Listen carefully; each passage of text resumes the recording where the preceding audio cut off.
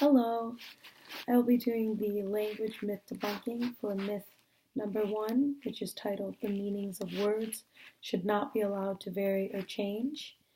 And this myth describes that people believe that we should stop changes in language and stop the changes in the meaning of words, different meanings of words, and that it can be confusing and dangerous. And that it's confusing to start with one meaning of a word and change to a new different meaning. However, Churchill debunks this myth by stating that language is constantly changing and continues to be modified over time, but that doesn't necessarily imply deformity in language, and that's not necessarily a bad thing. But he talks about how that words continue to change meaning based on communication with other people that we have, the interactions we have. It's also based on travel, where we go in the world and how people interpret things differently or have different meanings of their own words.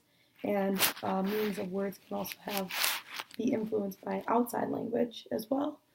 And so he provides a few examples to kind of help explain how the meaning of words has changed and how this hasn't necessarily impacted the way that we communicate or the way that we understand language.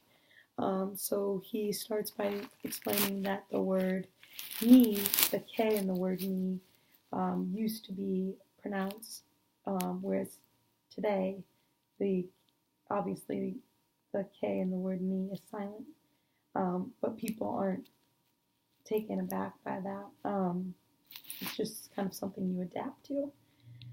He also uses the example of the word nice, which a long time ago used to mean ignorant, and was broken down into meaning not cutting, whereas today it means generous. So he just describes how these meanings of words have come a long way and have continuously changed. Along with that, he mentions that some changes of meaning seem to attract more attention than others, and he demonstrates this in a way that he states that distinction is being lost among words, that people have a tendency to think this.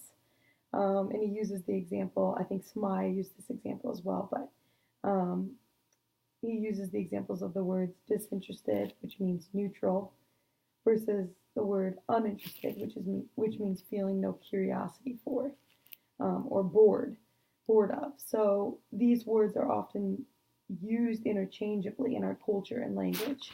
The prefix dis is a way of making a positive word negative. So people kind of assimilate this based on words such as displeasing and unpleasing, which have an identical meaning. However, disinterested and uninterested have two completely different meanings, but are oftentimes used interchangeably in our language, and we're able to interpret the different meanings of these words based on the context that they are set in. And most of the time, that is what happens in our language. We're provided additional context, whether it be situational context, and if that's not the case, then grammatical context. Churchill uses the example of the words imply and infer, which are also used interchangeably in our language, and these are often provided grammatical context through the use of prepositions. So this is just another way of why it's important to understand that